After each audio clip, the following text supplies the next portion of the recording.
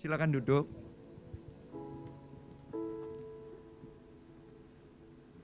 Terima kasih Pak Arief atas kesempatan untuk bisa melayani di Jogja. Apalagi kalau ini salah satu ibadah pertama ya di Februari ya, benar ya. Merupakan suatu kehormatan bagi saya. Saya rindu untuk melayani kalian. Salah satunya juga suatu kehormatan untuk bisa menyatakan bahwa kami yang percaya Tuhan tidak bisa dikalahkan dengan kondisi keadaan apapun. Sejelek apapun kita akan mencari cara untuk memuji dan menyembah Tuhan. Dan sekarang yang ada di tempat ini benar-benar menyatakan di tengah-tengah segala risiko dan bahaya bagi diri Anda sendiri maupun keluarga Anda. Tetapi tentunya kita dengan protokol ya. Kita dengan segala precaution yang harus dilakukan. Dan itu adalah deklarasi dari pernyataanmu untuk menyembah Tuhan. Biarlah saya memberikan pujian kepada Anda dan tepuk tangan. Berikan tepuk tangan bagi Anda sendiri. Ini deklarasi bahwa kita nggak bisa dikalahkan dengan kondisi. Apapun sesulit, apapun kita akan menyatakan bahwa kita menyembah Tuhan. Nggak ada yang bisa mengalahkannya. Ini deklarasi kecil tetapi biarlah ini selalu terjadi dalam setiap apapun. Nanti kondisinya sejelek apapun, biarlah engkau tetap menyembah Tuhan. Selalu mendeklarasikan. Kondisi apapun ini kondisi pandemi. Salah satu yang paling sulit di dunia ini yang terjadi selama masa saya hidup. Pandemi pertama yang saya alami. Dan kita harus bisa mengalahkannya. Dan puji Tuhan, GMS Jogja sudah mulai membuktikannya. Dengan ibadah-ibadah yang meskipun sesulit apapun, jaraknya sejauh apapun. Kadang saya itu kalau pergi ke ibadah, lucu biasanya kan kalau ngomong sama keluarga kan saya perginya selalu sama istri saya. Ngomongnya kan gini, sekarang jauh jadi pakai sign language. Mau pergi ke sana juga sungkan gitu ya, kayaknya semuanya jadi kita duduk diam benar-benar. Tapi ini kayaknya membantu juga. Biasanya mungkin karena jaraknya dekat, Anda bisa main HP, nggak ada yang tahu orang belakang ya kan. Sekarang kan jaraknya jauh-jauh, orang belakang yang nge-cross itu bisa langsung lihat loh. Kalau Anda main HP, kelihatan main Instagram, kelihatan loh sekarang. Ya Anda bisa ngelihat tuh apa yang di depannya itu, jadi bisa saling mengontrol. Dengan ini kita semua benar-benar fokusnya kepada Tuhan. Gak sempat ngomong-ngomong, gak sempat main HP. Benar-benar kita datang untuk Tuhan. Diam duduk sendiri untuk Tuhan. Fokusnya untuk Tuhan, komitmen datang sudah jauh-jauh dengan bahaya. Ya sekalian untuk Tuhan sekalian. Berarti ada untungnya juga kita diajarin di masa pandemi kayak begini. Membuat kita makin menyembah Tuhan dengan lebih kusuk lagi. Ya, mengucap syukurlah di tengah-tengah pandemi ini. Sesulit apapun, paling enggak kita diajarin untuk menyembah Tuhan lebih kusuk ya. Hari ini saya mau berbicara mengenai upgrade. Upgrade itu dasar ayatnya dari yang Efesus 2 ayat 10. Dalam bahasa Indonesia kata-katanya begini. Karena kita ini buatan Allah, diciptakan dalam Kristus Yesus untuk melakukan pekerjaan baik yang dipersiapkan Allah sebelumnya. Ia mau supaya kita hidup di dalamnya. Dalam bahasa Inggrisnya, yang NLT, kata-katanya demikian. For we are God's masterpiece. Dalam bahasa Indonesia, kata-katanya adalah buatan Allah. Made in God. Anda tahu nggak Anda itu dibuat oleh Allah? Tapi hebatnya kalau buatan Allah itu, Allah adalah pencipta yang luar biasa. Dia itu begitu kreatif. Setiap buatannya dia itu bukanlah sesuatu cookie cutter atau pakai satu mold terus kemudian jadinya sama semua. Enggak. Kalau Tuhan yang buat, semuanya itu spesifik, unik, dan semuanya itu dalam bahasa Inggrisnya istilahnya indah sekali. Namanya adalah masterpiece. Masterpiece itu berarti cuma ada satu di dunia. Anda itu tidak ada yang bisa nyamain. Twins pun DNA-nya lain, twins pun itu sidik jarinya lain. Sesamanya mukanya masih ada yang beda. Tuhan itu bisa bikin seunik-uniknya. Jadi jika dunia berkata bahwa Anda tidak mampu, Anda tidak layak, Anda itu cuman biasa-biasa saja, salah. Karena Alkitab berkata dan Tuhan berkata bahwa engkau adalah masterpiece. Letakkan tanganmu di dada dan katakan kepada Tuhan, katakan thank you Tuhan. Engkau sudah membuat saya seperti sesuatu yang unik, sesuatu yang masterpiece. Thank you Tuhan untuk masterpiece ini. Ini adalah sesuatu yang luar biasa. Dikatakan bahwa kita ini dibuat masterpiece. Tetapi ada sesuatu proses yang belum selesai ternyata. Karena waktu kita lahir, dosa itu membuat masterpiece Tuhan itu sepertinya dihancurkan. Oleh karena itu butuh pemuritan kita kepada Tuhan Yesus Kristus. Sehingga masterpiece yang direncanakan Tuhan itu terjadi dengan sempurna. Proses pemuritan kita itu membuat masterpiece yang direncanakan oleh Tuhan itu terjadi. Saat kita mulai percaya Tuhan, kita mulai menyerahkan, itu masterpiece-nya makin lama sepertinya di-reveal atau dibuka sedikit demi sedikit demi sedikit. Sifat awal yang benar-benar sebenarnya sifat Anda yang mungkin pemarah dahulu sebelum percaya Tuhan. Waktu Anda sudah mulai percaya Tuhan itu dibuang yang tidak baik. Mulai kelihatan yang baik. Sifat pemarahnya berubah menjadi seorang yang sabar. Menjadi masterpiece yang sebenarnya. Tetapi ini adalah sesuatu proses yang tidak pernah berhenti. Makanya kata-katanya dalam bahasa Indonesianya, ia mau supaya kita hidup di dalamnya. Berarti tidak bisa kalau suatu perubahan itu cuman sepertinya dalam satu titik perjumpaan doa selesai. Enggak bisa. Itu hanya salah satu step. Cuman satu area saja. Mungkin tadi sifat marahnya, tapi belum sifat yang lain-lainnya. Sifat mungkin murah hatinya belum termunculkan. Sifat melayani orang lain belum termunculkan. Itu butuh proses. Oleh karena itu jangan sampai kita merasa kalau yang sudah pernah menjadi orang Kristen, sudah pernah berdoa, sudah pernah didoakan merasa, saya sudah gak perlu lagi datang beribadah, saya gak perlu lagi bertobat, saya gak perlu lagi ngikut lagi. Saya sudah ngerti semua, saya sudah pernah baca Alkitab. Kayaknya merasa berhenti untuk berubah. Nah itu salah. Karena kata-katanya Tuhan, kamu harus, ia mau supaya kita hidup di dalamnya. Ini kemauannya Tuhan. Kalau kita hidup di dalamnya, proses perubahan menuju masterpiece itu gak akan berhenti. Selalu diubahkan. Pelan demi pelan, satu line demi satu line, satu ayat demi satu ayat, satu langkah demi satu langkah. Setiap keputusan, setiap masalah, setiap berkat itu mengubahkan apakah Anda makin baik atau makin buruk. Tujuannya Tuhan, kita makin baik, makin menuju masterpiece. Ini sudah rencananya Tuhan. Tinggal kita ngikutin aja. Nanti semuanya akan indah selama kita masih mengikutin Dia. Tapi banyak di antara kita tidak mau berubah, tidak mau stay, tidak mau diam di dalamnya. Balik lagi, ini masalah upgrade. Tuhan itu kalau mengupgrade kita itu nggak perlu apa-apa, tinggal stay aja, ngikut aja. Waktu kita follow Him, mengikuti Dia, kita yang di-upgrade setiap kali. Tapi banyak di antara kita, karena setiap kali upgrade itu ternyata ada biayanya, ada cost-nya. Siapa di antara Anda yang punya handphone? Coba angkat tangan. Oh, hampir 100% ya. Ya zaman sekarang ya, semua tahu. Berapa tahun sekali Anda upgrade? Ada yang 3 tahun? 2 tahun? Ada yang setahun sekali ya? Benar ya? Ada nggak yang setiap bulan? Nggak ada ya. Karena apa? Kalau memang ada setiap kali ada model baru yang keluar dan Anda nggak perlu bayar apa-apa. Pasti semua mau ganti, benar nggak? Pasti semua kalau ditawarin, lu ada model lebih baru, lebih cepat, lebih apa. Tapi kalau nggak ada harganya, ya, tidak ada biayanya, tidak ada yang harus Anda tukar untuk upgrade itu, pasti Anda mau terus. Selalu ada. Selalu mau, selalu kalau di-upgrade ya mau aja. Nah masalahnya upgrade itu selalu ada harganya. Upgrade di dalam Tuhan pun selalu ada harganya. Selalu ada yang ditukar. Sifat lama menjadi sifat yang baru. Kehidupan yang lama menjadi kehidupan yang baru. Makanya di dalam Efesus 2 ayat 10 dikatakan. Kalau dalam bahasa Inggrisnya kata-katanya He created us anew.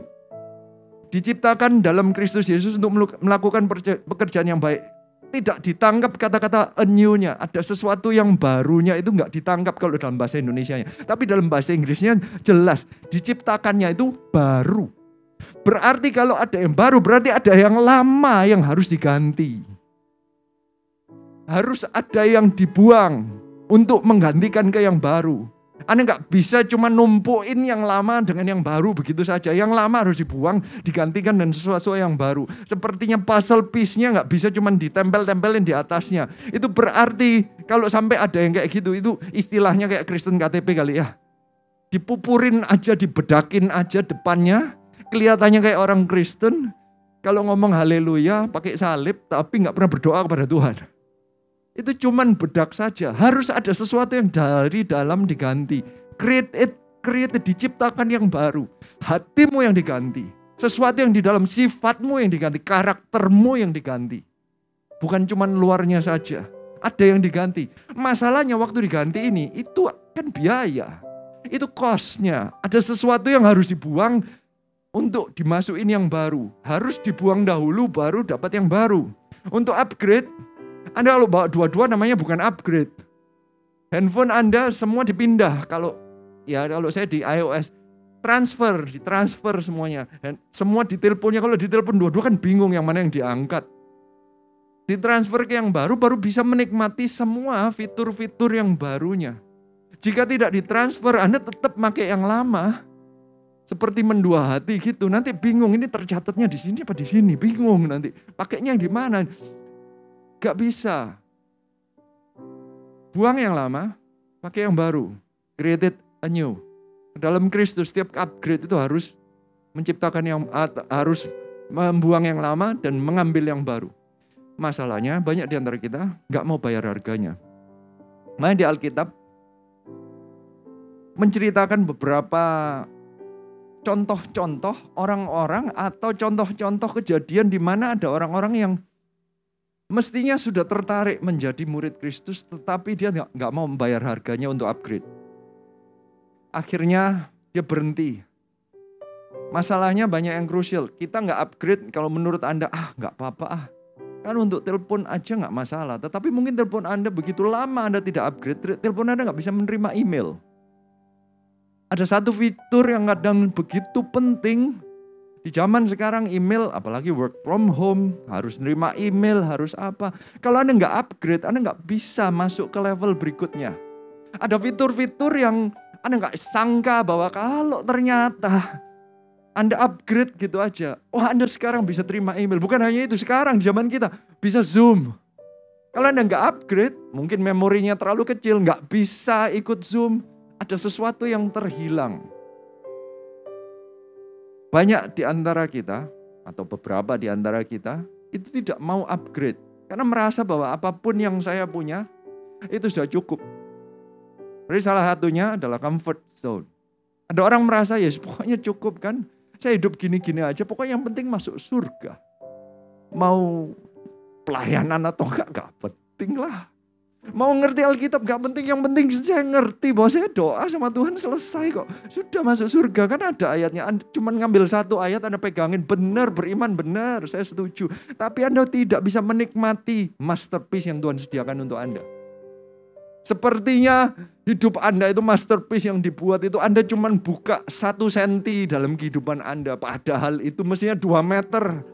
Ada hal-hal yang lain yang Tuhan sediakan, siapkan untuk kehidupan Anda. Anda gak pernah cicipi, Anda gak pernah rasakan. Karena Anda gak mau upgrade, Anda gak mau bayar biaya upgrade-nya. Saya mau ajak Anda melihat beberapa contoh. Ini di Lukas 9. Mari kita buka. Ini ayat-ayatnya sulit, bagi saya termasuk sulit juga. Tapi saya akan coba jelaskan karena memang ini saatnya untuk upgrade. Di masa sulit ini, sudah saatnya kita untuk melihat kenyataan sepertinya.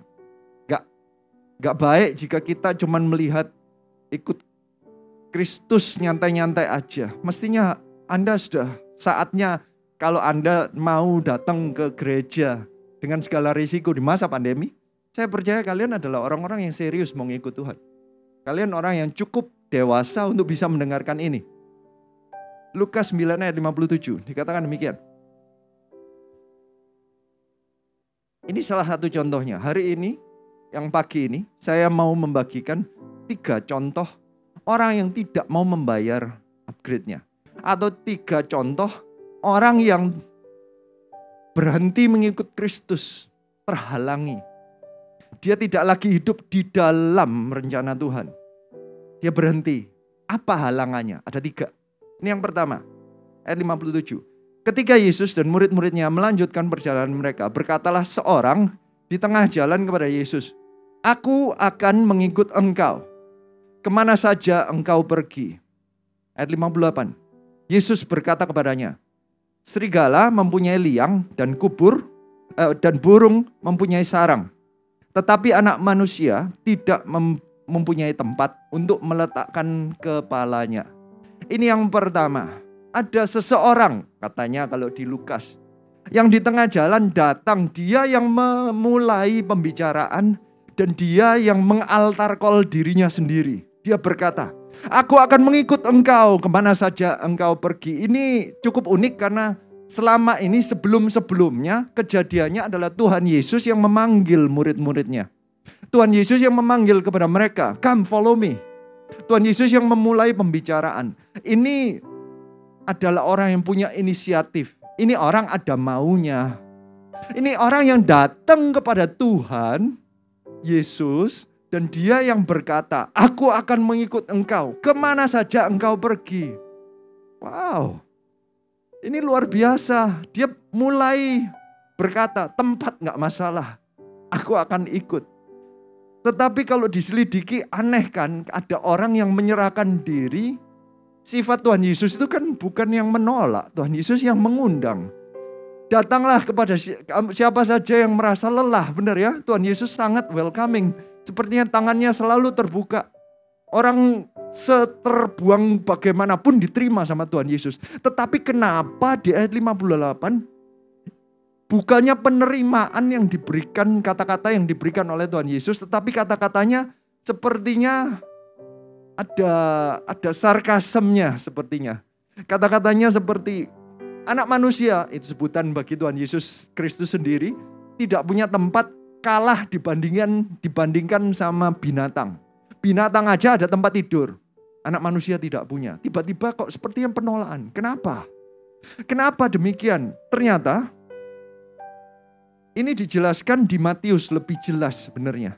Di Lukas 9 dikatakan seseorang di tengah jalan. Di Matius lebih jelas.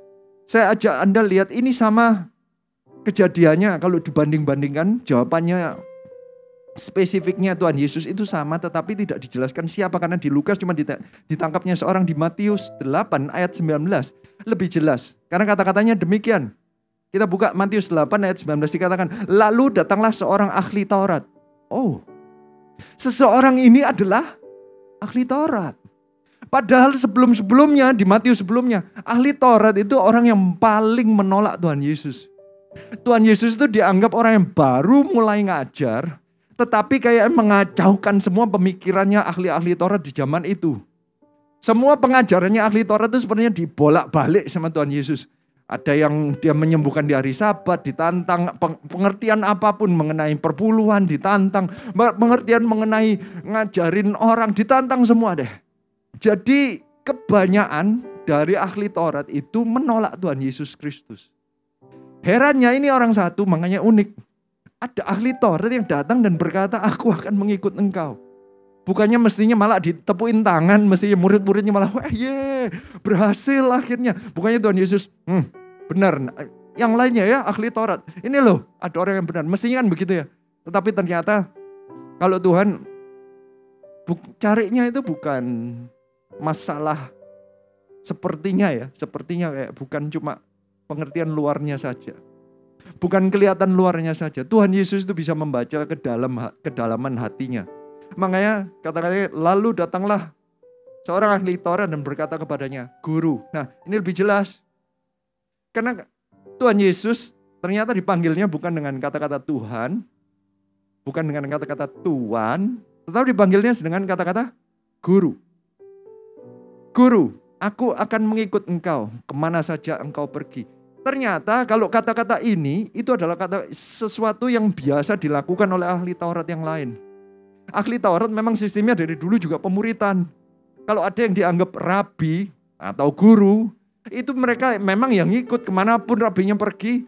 Tuhan Yesus dianggap sebagai guru. Ternyata Tuhan Yesus itu cuma mau dianggap sebagai seseorang yang pengajarannya luar biasa. Orang yang berhikmat. memang kalau gurunya hebat, nanti muridnya yang ngikut nanti akan jadi hebat. Berarti ini orang yang tanpa dialtar oleh Tuhan tiba-tiba datang, dia ada maunya. Ternyata maunya adalah nanti kalau saya ikut dia, saya akan makin pandai, nanti suatu saat saya akan jadi guru yang baik. Dan kalau di zaman itu, guru yang dicari, dihormati, selalu dikasih tempat yang baik. Semuanya kehormatan itu dicari. Tempat yang terdepan yang diberikan. Dia mau kemanapun dikasih tempat tidur, pasti diundang, kemana-mana diundang, dikasihin tempat. Tuhan Yesus waktu mendengar kata-kata guru dan menoleh orang ini berat. Dia ngomong saya mau ikut, dia langsung tahu yang dikejar bukan Tuhan Yesus Kristusnya. Tetapi prestisnya. Yang dikejar adalah comfortnya. Dia yang dilihat oleh ahli Taurat ini adalah Tuhan Yesus kemana-mana sebenarnya memang kemana-mana dia dapat tempat. Dia tinggal di rumahnya Petrus rasanya, makanya bisa menyembuhkan mertuanya Petrus. Dia tinggal di rumahnya siapa, kalau kemanapun itu selalu ada yang ngasihin tempat tinggal. Belum tentu itu rumahnya Tuhan Yesus, tapi kemanapun dia pergi selalu ada tempat tinggalnya. Dia cuma ngelihat ini orang kemana-mana pergi makan diberikan. Karena ya semua orang yang disembuhkan rasanya memberikan. Itu orang-orang ibu-ibu yang ngikut itu, yang kayak Maria yang dilepaskan dari 7 itu berusaha terus dia ngikut Tuhan Yesus. Dia yang carikan makanan, dia yang nyediain sesuatu untuk Tuhan Yesus. Banyak orang-orang yang ngikut Tuhan Yesus karena Tuhan Yesus melakukan banyak hal pada dia. Ini yang ahli Taurat ngeliat, enak juga ya hidupnya Tuhan Yesus ya. Kemana-mana comfortable, banyak yang ngikutin, banyak yang melayanin. Tuhan Yesus mau apa? Ada yang jalan dahulu nyiapin, mau perjamuan kudus nyiapin. Ada orang yang pergi nyiapin, ada orang yang nyiapin rumahnya, ada yang nyiapin makanannya, nyiapin semuanya. Dia bayangin, enak juga ya kalau jadi orang seperti Tuhan Yesus. Dia menganggap bahwa kalau saya jadi muridnya dia, saya nanti bisa seperti dia. Nanti banyak yang ngikutin saya, banyak yang bayarin saya punya tempat tinggal di mana-mana. Tuhan Yesus langsung bisa membaca. Ini bagi Tuhan Yesus tidak dianggap sebagai murid. Orang ini ngikutnya karena motivasi yang salah. Dia mencari comfort, bukan komitmen. Apa yang menyebabkan engkau tidak bisa upgrade? Jika engkau salah mencari. Engkau datang ke gereja, engkau datang pada Tuhan Yesus Kristus, engkau hanya mencari sesuatu yang nantinya membuat karirmu makin baik. Coba cek doamu. Apakah engkau datang kepada Tuhan sama seperti ahli Taurat ini? Engkau datang hanya untuk memikirkan apa untungnya bagi saya. Engkau datang kepada Tuhan untuk berpikir, nanti bisnis saya, kalau saya makin dekat, saya melayani Tuhan, nanti makin diberkati enggak ya? Ini ketahuannya biasanya sih. Kalau nanti misalnya Anda sudah ngikut Yesus sudah lama, sudah melayani, tiba-tiba penyakit datang kembali misalnya. Anda sudah ikut lama dengan Tuhan Yesus, hutang enggak selesai-selesai. Anda sudah melayani, bahkan hutangnya nambah. Anda sudah lama ngikut Yesus, malah ditipu orang. Jika tujuan Anda adalah comfort. Jika Anda ngikut Yesus malah rumahnya harus dijual, Anda gak punya rumah. Jika Anda tetap ngikut Yesus, berarti Anda bukan seperti ahli Taurat. Tetapi jika Anda mulai menggerutu dan Anda berkata, Tuhan ngapain, apa gunanya aku ngikut Engkau? Ini orang, makanya kata-katanya tidak pakai nama kelihatannya. Dicatatnya di Lukas maupun di Matius. Kalau di Matius paling tidak disebutkan ahli Taurat. Di Lukas disebutkan cuma kata-kata seseorang. Itu karena dia nggak ada cerita selanjutnya. Nggak ada yang tahu orang itu namanya siapa, latar belakangnya apa. Dia cuma sekali datang kepada Tuhan Yesus, berjumpa, habis gitu hilang. Tidak ada komitmen. Jika Alkitab itu sangat realitas. Orang-orang yang ketemu cuma sekali tapi ada komitmennya. Simon Kirene kelihatannya ketemu sekali. Ternyata itu dicatat. Dia itu anaknya pun itu nanti melayani Tuhan. Rufus namanya. Itu orang yang berarti ketemu Tuhan sekali. Dia ngikut sampai anaknya pun ngikut melayani. Dengan jelas orang-orang yang mau di-upgrade. Dia ngikut Gak peduli masalahnya apa. Padahal Simon Kirene ketemunya itu gak enak. Dipaksa ngangkat mikul salib. Ketemu Tuhan Yesus di masa-masa sulit kadang membuat orang itu malah menjadi murid yang benar. Ngikut Tuhan Yesus di masa-masa jayanya Tuhan Yesus. Ini masa jayanya Tuhan Yesus. Tuhan Yesus menyembuhkan orang, banyak orang ngikut dia. Banyak yang mengagung-agungkan saat itu. Dia pikir, aku enak ikut dia. Ngikut waktu enak. Makanya Tuhan Yesus bisa membaca. Kalau engkau mengejar comfort, Anda bukan murid. Anda gak bisa terupgrade kehidupanmu. Anda tetap memegang, ternyata itu yang memang biasanya kehidupan lama seorang ahli Taurat itu mencari guru yang terbaik, dia ikutin. Makanya dia ternyata definisi Tuhan bukan Tuhan. Definisinya dia ngelihat Tuhan Yesus hanya sebagai rabi yang lainnya, ahli Taurat yang paling jago. Ini karirku, ternyata ngikut Tuhan dengan ternyata motivasi yang sebenarnya adalah karirnya dia sendiri, comfortnya dia sendiri. Ini bukan murid. Ada orang-orang yang gagal di-upgrade oleh Tuhan.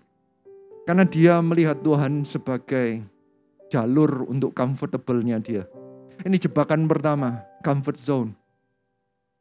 Comfort zone. Jangan cari Tuhan untuk comfort zone. Karena kalau engkau mencari Tuhan untuk comfort zone, ada satu titik nanti Anda akan kecewa. Saya pikir kalau saya ikut Tuhan nanti bisnisnya tambah, omsetnya tambah naik. Mungkin pertama mungkin ada. Nanti kalau Anda definisinya ikut Tuhan omset naik. Tetapi kalau omset mulai turun, Anda mulai ragu-ragu. Loh, kok begini ya? Atau Anda membandingkan. Ada orang lain yang beragama lain ngikutin yang lain. Omsetnya naiknya mulai sama saya. Kok naiknya lebih besar ya?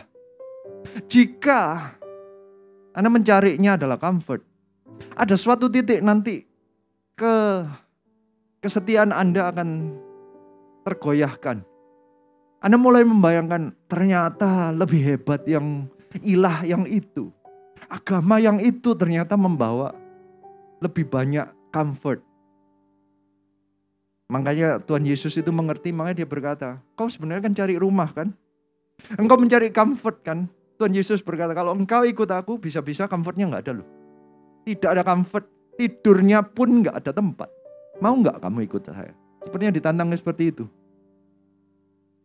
Hari ini, untuk yang pertama pertanyaannya, apakah engkau mau benar-benar di-upgrade sama Tuhan? Engkau mau bayar biayanya? Cost-nya mau dibayar gak? Cost-nya adalah, kalau Tuhan tidak berikan kepada Anda comfort, kalau Tuhan tidak memberikan jalur karir yang Anda bayangkan, mau gak tetap ngikut Tuhan? Yang Anda kejar, Tuhan atau rumah?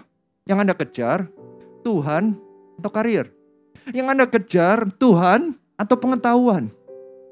Karena orang ahli Taurat ini mencari hikmatnya Tuhan, mencari pengetahuan. Dia mau nyedot, makanya dipanggilnya guru. Kalau Anda mencari, bertanya-tanya, baca Alkitab, Anda gak ngerti. Anda merasa, percuma ngikut Tuhan ini. Membuat saya bingung, bukannya saya mengerti. Ada orang-orang yang kecewa akhirnya. Tuhan itu kalau mengajak orang, dia mau minta orang itu untuk ngikut dengan seluruh segenap hatinya. Ini salah satunya. Ini salah satu jebakannya. Makanya ada di ayat Alkitab. Ini jebakan yang munculnya kecil sekali karena tipis sekali. Karena kelihatannya seperti orang yang sudah ngikut. Kalau di Lukas kelihatannya kan, aku akan mengikut engkau. Banyak di antara kita itu sudah berkata pada Tuhan, aku mau ngikut engkau. Tapi ngikutnya gara-gara apa? Hari ini adalah titik di mana Tuhan sepertinya mau bertanya-tanya kepada motivasi dirimu sendiri. Anda mengikut Tuhan atau untuk karirmu? Anda ngikut Tuhan atau untuk Tuhannya, atau Anda mau ngikut Tuhan untuk keuntungan dirimu sendiri? Anda ngikut Tuhan karena engkau terpaksa, Anda sudah gak punya jalur lain, karena Anda berhutang dan Anda sudah gak punya, Anda cuma teriak kepada Tuhan. Ternyata kalau ngikut Tuhan sudah 2 tahun dan hutangnya belum diselesaikan. Apakah engkau tetap ikut atau tidak? Saya sendiri dahulu ya seperti ini sih. Saya gak ngerti. Makanya saya mungkin cukup sering cerita, but it's my life. Mau gak mau ini yang mewarnai kehidupan saya. Saya dulu ikut gereja memang karena saya lagi butuh. Bisnis saya lagi mengalami masalah. Saya gak tahu jalan lain. Saya pakai cara dunia, pakai otak saya, pakai usaha saya gak bisa. Saya pikir ya Kalau ngikut Tuhan siapa tahu dikasihin mujizat. Saya ngikut Tuhan karena motivasi saya, suatu saat bisnis saya akan naik. Saya ngikut lebih dari 15 tahun yang nggak naik-naik. Sampai satu titik saya sudah mulai bertanya-tanya, dan mungkin saya juga pernah ceritakan di sini, saya mulai berdoanya gini, mana Tuhan? 30, 60, 100 kali lipatnya mana? Saya mulai bertanya-tanya mengenai Alkitab. Saya mulai bertanya-tanya, saya mulai meragukan beberapa ayat yang menunjukkan berkat ini. Bagi saya, ini bohong belaka. Ayat-ayat ini nggak ada artinya. Saya sudah memikirkan ngapain saya ngikut kalau ini nggak ada tujuannya, nggak jelas. Karena tujuan saya ngikut ternyata adalah keluar dari hutang dan nggak selesai belasan tahun. Oleh karena itulah saya ditegur sama Tuhan. Saya dikatakan oleh Tuhan, kamu ngikut saya seperti, kamu nganggap saya seperti vending machine. Saya masukin doa, muncullah mujizat. Saya masukin persembahan, muncullah 30, 60 kali, 100 kali lipat. Ternyata saya ditegur. Sama, ayat yang sama ini menjelaskan. Coba cek motivasi Anda. Anda ikut untuk comfort atau benar-benar mencari Dia. Jangan anggap Dia sebagai guru. Anggaplah Tuhan sebagai Tuhanmu yang mengatur kehidupanmu. Itu yang pertama. Yang kedua, ayat 59. Lalu ia berkata kepada seorang lain, ikutlah aku. Tetapi orang itu berkata, izinkanlah aku pergi dahulu menguburkan bapakku. Tetapi Yesus berkata kepadanya, biarlah orang mati menguburkan orang mati. Tetapi engkau pergilah dan beritakanlah kerajaan Allah di mana-mana. Ini juga kontroversial sebenarnya. Kali ini Tuhan Yesus yang memanggil. Dia ngelihat satu orang dipanggil, ikutlah aku. Dia menjawabnya, izinkanlah aku pergi dahulu menguburkan bapakku. Anda harus mengerti kultur orang Yahudi di zaman itu. Penguburan seorang father atau bapak itu jadi prioritas yang paling utama.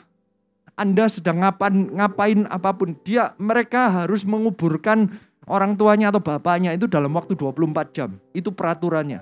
Berarti dia sedang apapun, dia lagi kerja berhenti. Dia lagi di bait Allah, dia terima kabar berhenti. Dia lagi apapun, puasa berhenti puasanya. Dia harus mengerjakan satu hal, menguburkan bapaknya. Itu yang paling utama. Dia di tengah apapun ketemu orang petinggi siapapun, meeting berhenti, kamu kuburkan bapakmu dulu. Itu prioritas utama. Semua stop untuk penguburan bapak. Berarti di zaman itu, ini peraturan. Kalau dia ngomong, izinkan aku pergi menguburkan bapakku.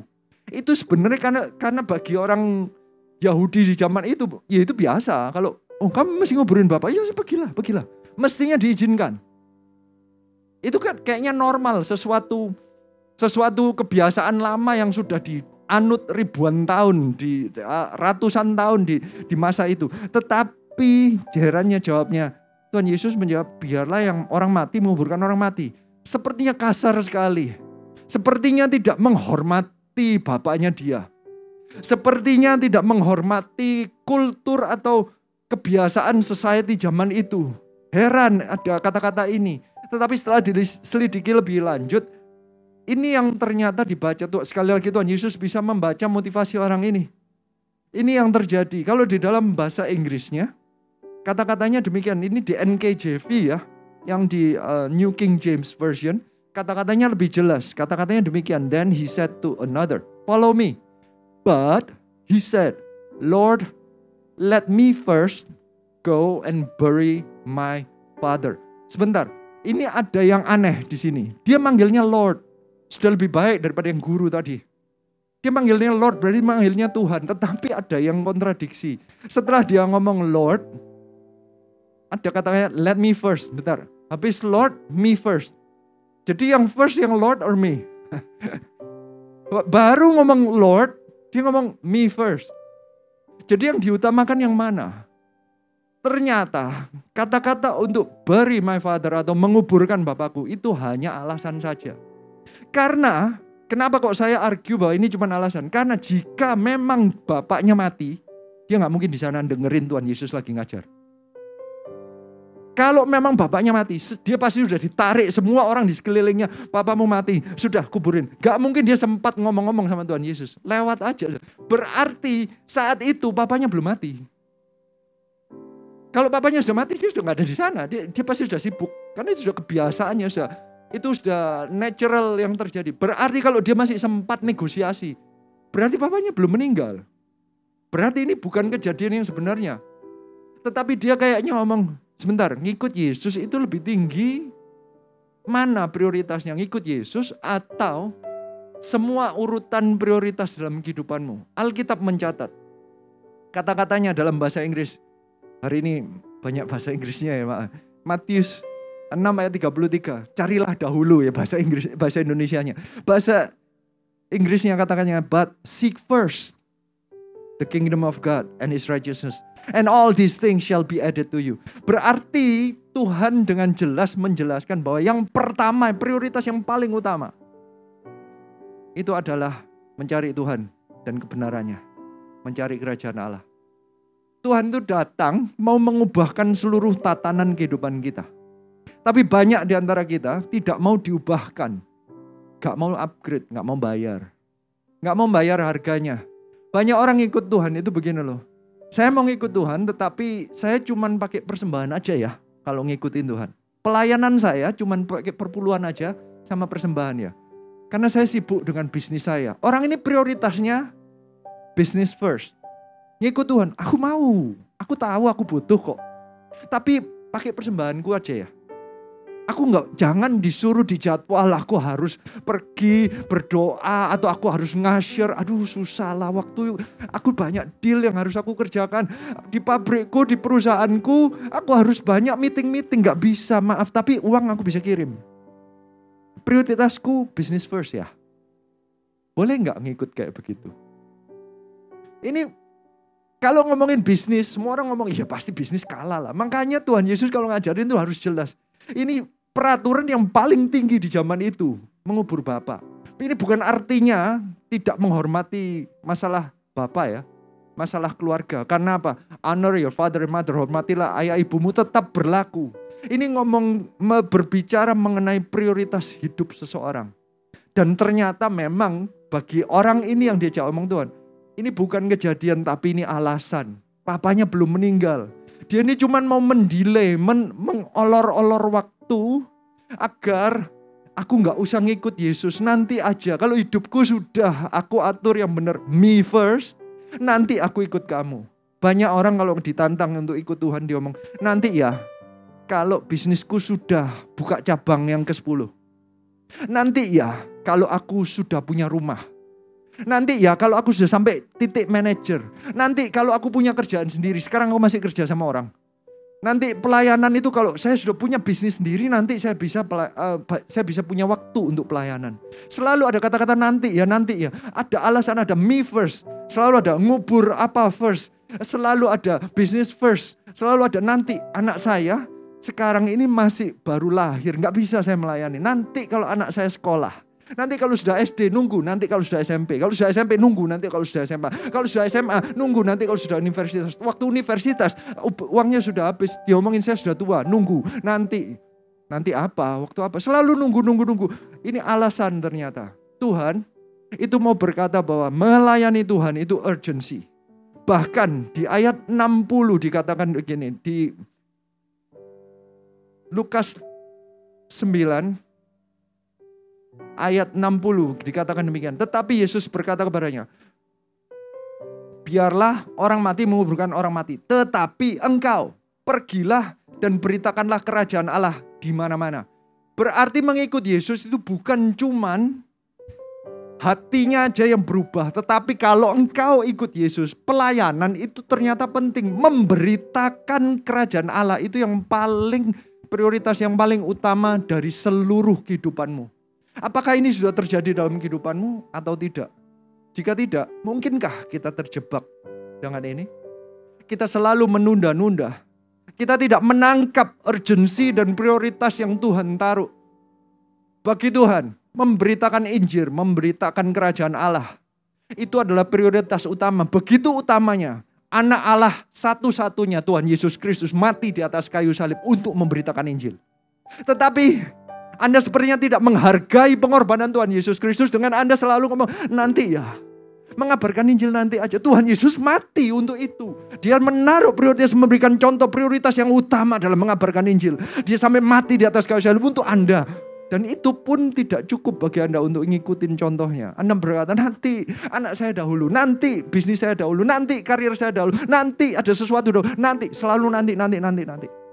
Kalau ditantang, nah ayo ini saatnya engkau jadi cekil. Aduh gak bisa, ini harus cabang saya dahulu. Ini bukan artinya Anda harus tinggalkan semua dan Anda tidak bekerja. Karena Alkitab berkata bekerjalah, kalau gak bekerja jangan makan. Ini tetap bekerja, ini masalah sikap hati. Hari ini, kalau engkau mau di-upgrade, coba cek hati Anda.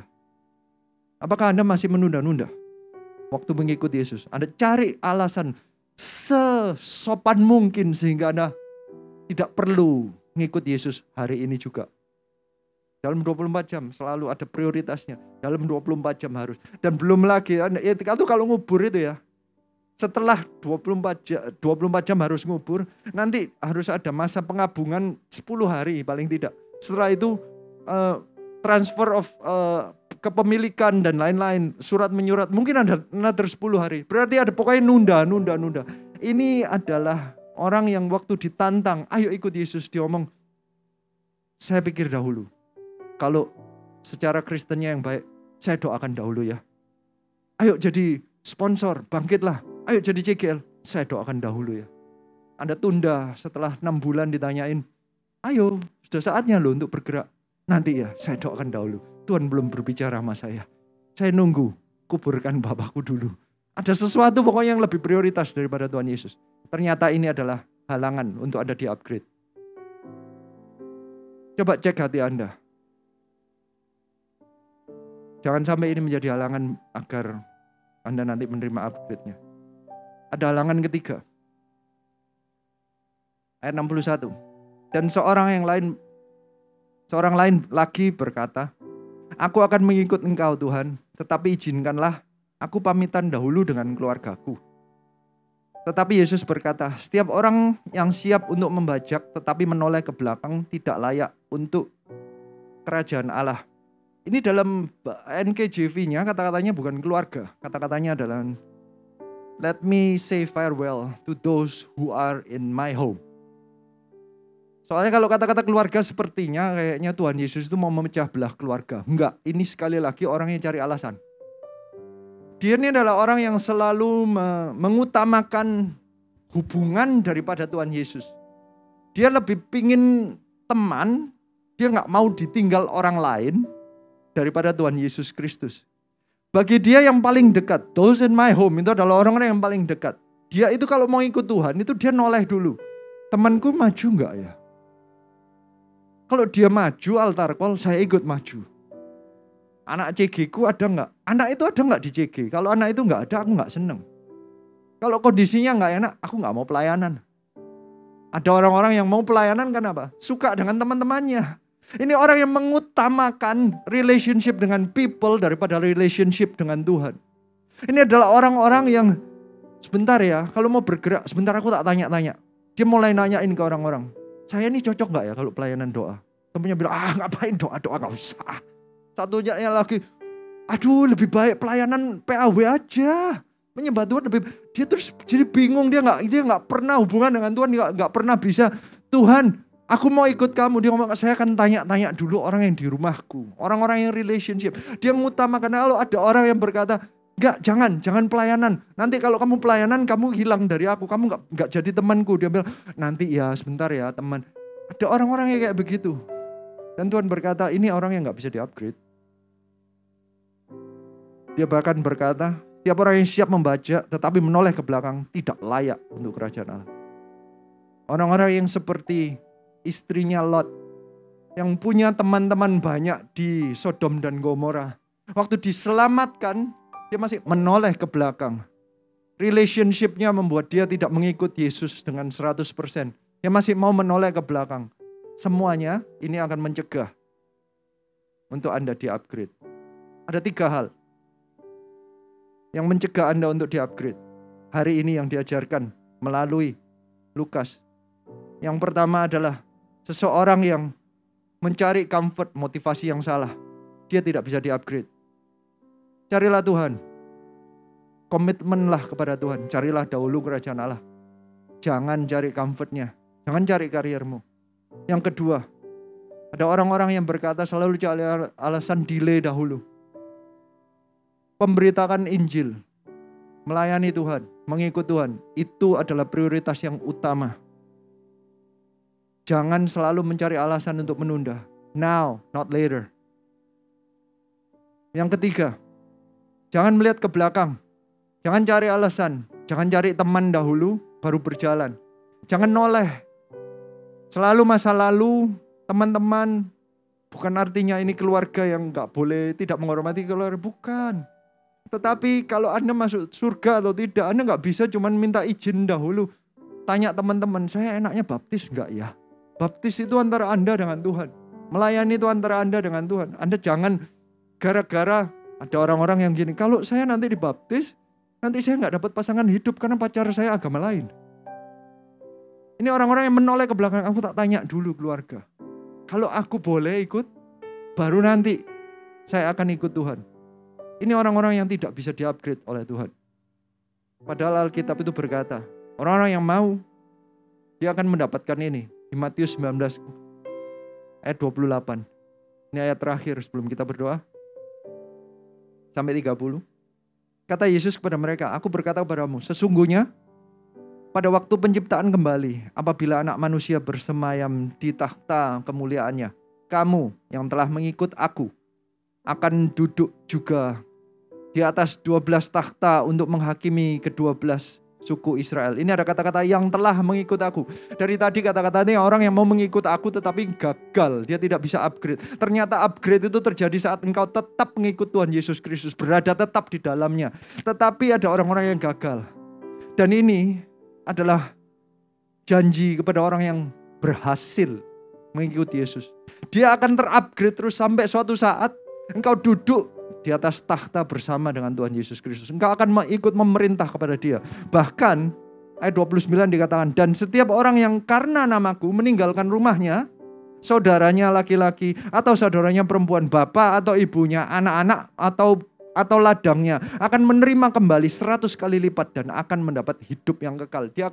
Engkau akan mendapat segalanya. Janjinya luar biasa. Tapi Anda jangan ngikut karena janjinya, nanti kejebak yang pertama. Anda harus ngikut Tuhan seperti Anda mau dalam kondisi apapun, Anda tetap ngikut Dia. Ayat 30, tetapi banyak orang yang terdahulu akan menjadi yang terakhir. Yang terakhir akan menjadi yang terdahulu. Jangan sampai kita yang sudah percaya Tuhan menjadi yang terakhir. Kita sudah mengerti dahulu, ini saatnya untuk kita benar-benar menguatkan. Jangan sampai halangan-halangan ini mencegah engkau di-upgrade oleh Tuhan. Saya undang kita semua untuk bangkit berdiri.